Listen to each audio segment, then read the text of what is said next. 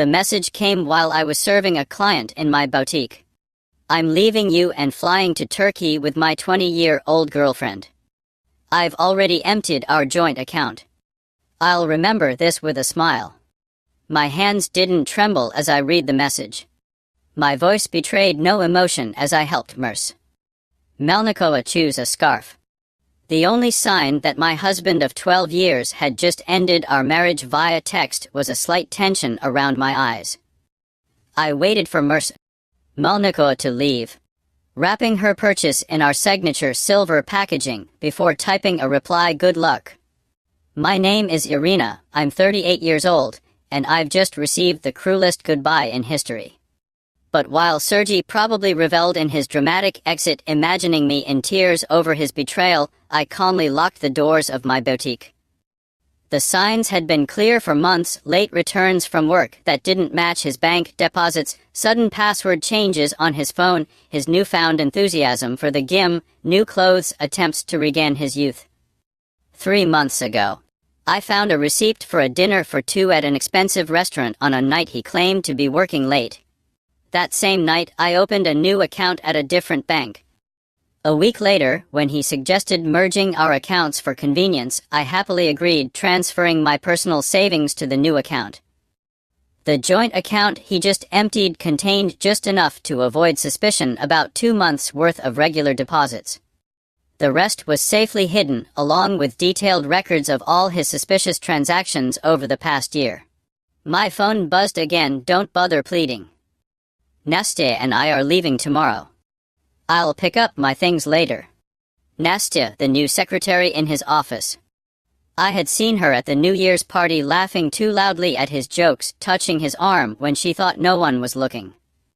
Too young to be wise, naive enough to think she was special. I didn't reply to his message. Instead, I called the lawyer I had consulted with 2 months ago when I found the hotel charges on his credit card statement. "It's time," I said calmly. "The papers are ready," she replied. "I'll file them tomorrow." Another message from Sergei: "I know this is tough for you. After all, you're not getting any younger. But at least you have your shop to distract you." He had built it from scratch, the one that brought in more income than his office clerk job. The one whose profits I kept separate from our joint finances. I smiled. Let him enjoy his victory. That evening, I stayed in our home, my home, which I inherited from my grandmother and registered solely in my name, despite Sergei's numerous suggestions to add him to the deed. Another wise decision that paid off. Sorting through the documents my lawyer would need, I found our wedding album. Sergei looked so different before his midlife crisis turned him into a caricature of himself. Now he wore shirts that were too tight, trying to keep up with his younger colleagues. Using the slang of a 5-year-old. My phone buzzed again with his messages, each more condescending than the last. I had planned this for months. "Nastya understands me in a way you never could. Everything will be fine. Maybe you'll find someone your own age. I've already told my family. They agree that we've just grown apart. It's nobody's fault, really." I added his messages to the growing case file against him. Let him keep digging his own grave.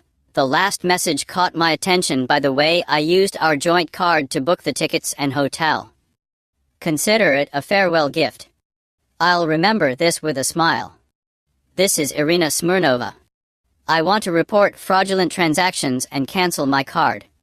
Could you please list the transactions, 2 first-class tickets to Turkey booked today, and a hotel payment in Antalya. Also, remove my husband from the list of authorized users. Do you have evidence of the fraud?" The response from my employee remained professional, but I could sense her satisfaction as she canceled the transactions. Sergei and Nastya would arrive at the airport the next day to find their tickets voided and their luxury suite reservation canceled. I let him stay there until he found something smaller. I laughed out loud.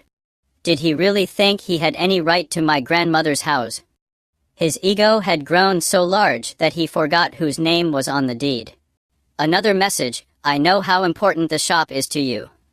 We can work something out. Half of the business belongs to me." I forwarded his message to my lawyer, adding it to the growing case against Sergey.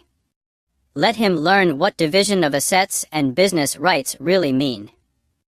Sometimes, the best revenge is simply being prepared. The emergency hearing on Monday turned out just as I had hoped. Dressed in his youthful clothes, clearly unsuited for his age, and a jacket that screamed midlife crisis, Nastya stood outside, her youth starkly highlighted by the harsh light of the courthouse. My lawyer methodically presented the evidence, his gleeful messages about emptying our account, the history of his hidden expenses, all meticulously documented over months of silent observation. Your Honor, Sergey's lawyer attempted a final objection. My client admits to some rash actions, but Smirnova's actions were purely out of spite. Out of spite, my lawyer clarified. You mean rational and well-considered? My client was protecting her assets and kept detailed records of her husband's suspicious behavior. This isn't spite, it's a sensible approach to the situation. The judge reviewed the documentation, the property deed for the house, the business registration documents that were solely in my name, the separate finances that Sergey had always called unnecessary caution. Smirnov, the judge addressed him directly. Do you admit to intentionally emptying the joint account for your trip with your girlfriend? Sergey squirmed uncomfortably. I just wanted to end the relationship by committing financial fraud, the judge raised an eyebrow.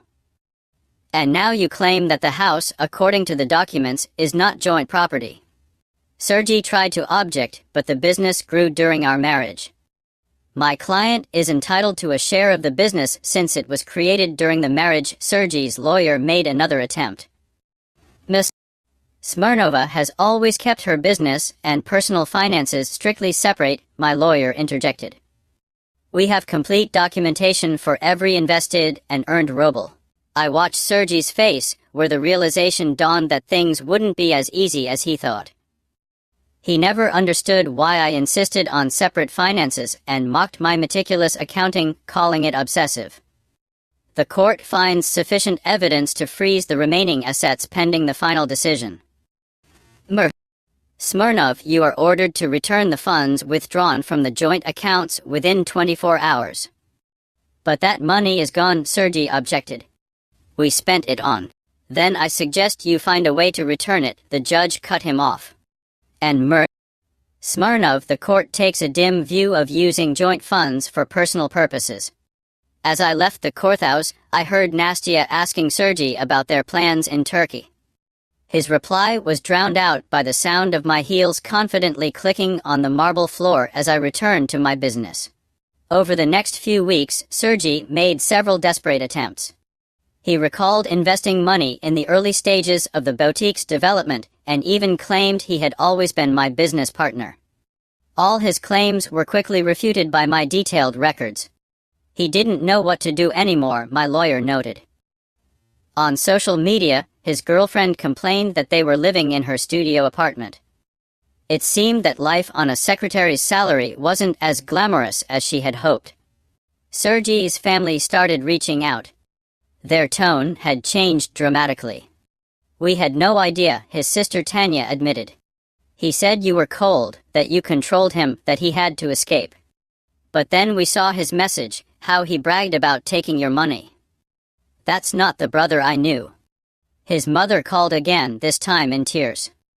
The things he said about your age, about wanting to replace you with someone younger. I raised him better. Or at least, I thought I did. I let their calls go unanswered.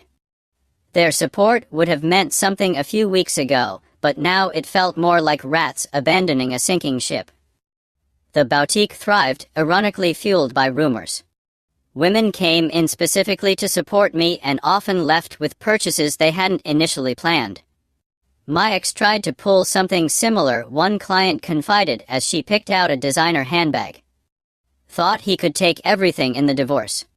Men never expect us to be smarter than them. I forwarded each of his messages to my lawyer. Don't bother replying. Let him keep digging his own grave.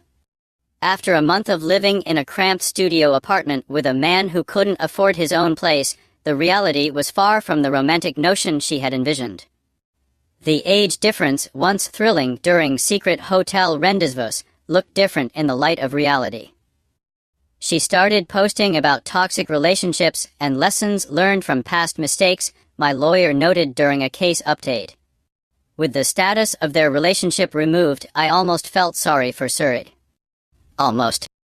But then I remembered his cruel words, his smug assurance that I would crumble without him, that I would beg and plead. Instead, I built something much greater. Every new boutique opening was a testament to what women can achieve when they stop hiding their light for insecure men. On the final day of the divorce hearing, the scene was far from the triumph Sergey had imagined. His confidence had vanished, replaced by barely contained panic. Nastya had moved on to a colleague her own age, seemingly returning to her old wardrobe. Her youth, once a highlight during their secret meetings, now stood in stark contrast to the reality of their situation. My lawyer looked exhausted, likely from countless attempts to find loopholes in my documentation. Your Honor, Sergey's lawyer made a final attempt. Despite the separate property documents, my client contributed to the growth of his wife's business through moral support. Moral support? My lawyer interjected. You mean messages where he called the business a little shop or a hobby, or social media posts where he openly disparaged her work? The judge had seen enough. The final ruling reflected my meticulous planning. The house remained mine, as did the business and separate assets. Sergey received his personal belongings and a car worth less than he owed for it. You've ruined me, he hissed as he left the courtroom. I'll have to move back in with my parents. No, Sergey, you ruined yourself, I replied calmly.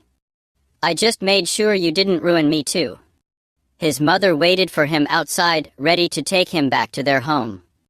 At 45, Sergey was moving back into his childhood bedroom. The irony was not lost on anyone. The man who had mocked my age was now living with his parents, while I continued to successfully manage my business. You planned all of this, he accused. You knew this would happen.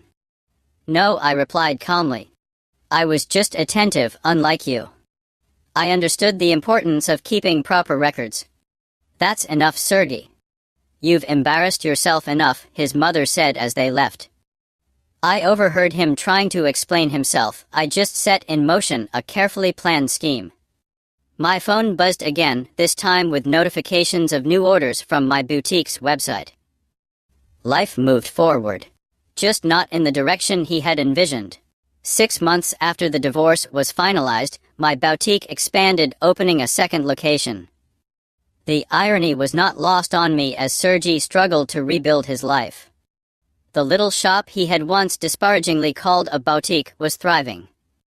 I hired 3 new employees and launched an online store that began gaining popularity nationwide. News of Sergey's situation trickled in.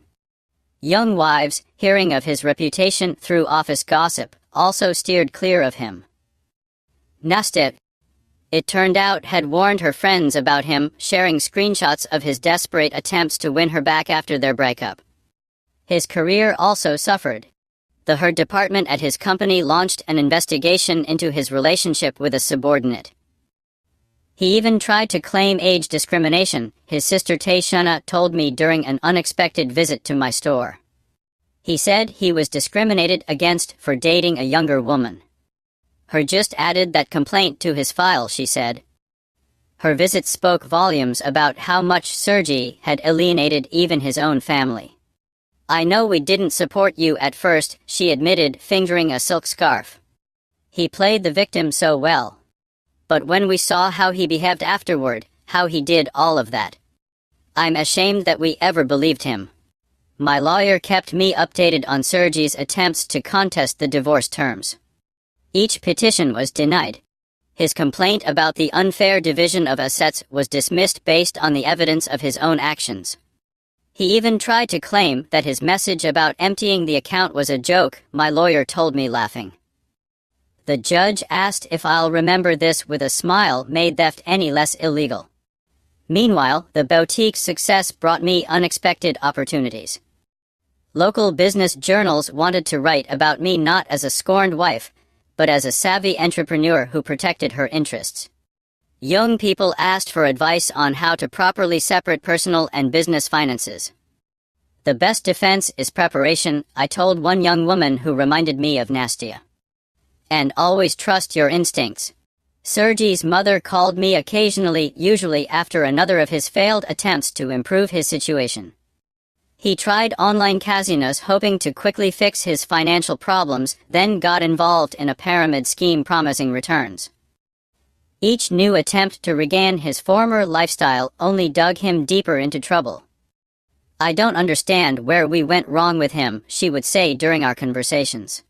His father and I offered him help if he would just take responsibility for his actions. But he keeps blaming everyone around him, you Nastya, his company, the judge. I listened politely but kept my distance. Their family drama no longer concerned me. My life was moving forward, filled with plans to open a third location and expand into a new niche.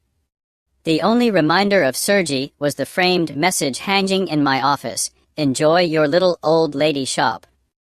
Below it stood my latest award for business success, proof of how far I had come. At the grand opening of the third location, representatives from local television attended the event. They were interested not in the story of my failed marriage, but in the success of a woman who had created and expanded her brand. Sergei's betrayal was merely a footnote in the story of my success. During the event, a young woman approached me, shifting uncomfortably as if her bag was a shield. "I owe you an apology," she said quietly. "I believed everything he said about you. That you were cold, controlling, that you didn't support his dreams. But then I saw him use the same manipulations on me when things went wrong." "Those weren't dreams, Nastya," I said, continuing to arrange designer sunglasses. "Those were attempts to escape reality. The difference is clear to me now." "You're right," she nodded. "He tried to move in with me when you froze the accounts. He thought my studio apartment was a temporary solution until he could afford something better. I realized what you meant about the difference between dreams and escapes." I laughed. "Let me guess. He had big plans but no way to achieve them." "Exactly," she said with a sad smile. "Everything was supposed to fall into place when the investments paid off, when he got that big promotion. When his value increased." She shook her head. "Now I'm dating someone my own age. We have student loans and a small apartment, but at least we're building something real." After she left, my deputy manager whispered, "Was that the girl?" "No," I replied. "That was just another woman who learned the same lesson I did." I pointed to a young couple browsing our designer handbags. "Speaking of plans, let's talk about your idea to expand our accessories line." The boutique had become more than just a business to me. It was a symbol of independence, resilience, and strength. Preparation. Young entrepreneurs often came to me for advice. And I always emphasized the importance of protecting their assets. The last call from Sergei's mother was not about him but about gratitude. "You gave our family an important lesson," she said. "About the importance of not encouraging bad behavior, about not justifying cruelty." Sergei still lives with us, still blaming everyone around him for his problems. But we no longer defend him. That's your legacy for our family. You showed us the difference between support and enabling. Her words echoed in my mind as I reviewed the plans to open the fourth location in my chain of stores. Sergei had wanted to humiliate me, replace me with a younger model, and take half of everything I had built. Instead, he unwittingly pushed me to become stronger and more successful. My phone buzzed again, notifications of new orders from the boutique's website. Instead of a cruel message from Sergei, I received an invitation to speak at a conference for women entrepreneurs. The topic was not about divorce or betrayal, it was about building and protecting a successful business. My story had transformed from a cautionary tale into a source of inspiration. During the Q&A session, one woman asked, "My husband says I'm too paranoid. That marriage is about sharing everything. What do you think?" "My ex-husband used to say the same thing," I replied. until he tried to take half of my business in the divorce. Trust your instincts. Protection is not paranoia. My chain of stores grew to 5 locations, each becoming more successful. The little shop that Sergey had once disparagingly called a boutique now employed 30 people and was featured in several national magazines. Through mutual acquaintances, I heard that Sergey had finally moved out of his parents' house into a small apartment above a garage. He had to settle for a lower-paying job after his company downsized and eliminated his previous position. On dating sites, he still described himself as young at heart, though his profile picture was clearly outdated. Nastya earned a degree in business and opened her own consulting agency in the social media sphere. "You inspired me," she once said. "You showed how a woman can build something real instead of believing empty promises." In my office, Sergey's framed message still hangs on the wall, not as a reminder of pain, but as proof of how far I've come. Below it is the inscription, "Success is the best revenge." At the celebration of my business's 5th anniversary, I addressed my employees and loyal customers. The space that started as a single small shop had grown into a business empire. Sergey's mother was not invited, but she waited until the guests started to leave before approaching me. "I saw Sergey yesterday," she said, adjusting her designer dress that she had bought from us. "He was talking about his glory days, the life he could have had. But he still doesn't understand that it's not your fault, it's his own." I remembered that message, his cruel words, his smug assurance that I would crumble without him, that I would beg and plead. Instead, I built something much greater. Every new boutique opening was a testament to what women can achieve when they stop hiding their light for insecure men. Recently, Nada, a young employee with the ironic name Nastya, approached me with a question about our new inventory management system. As I explained the process, I caught my reflection in the store window. I saw what Sergey had failed to see 5 years ago: not a woman growing old, but one becoming wiser, stronger, and more successful. His cruel message was meant to be an end, but it became a beginning, not just for me, but for every woman who heard my story and realized she deserved more than a man's midlife crisis.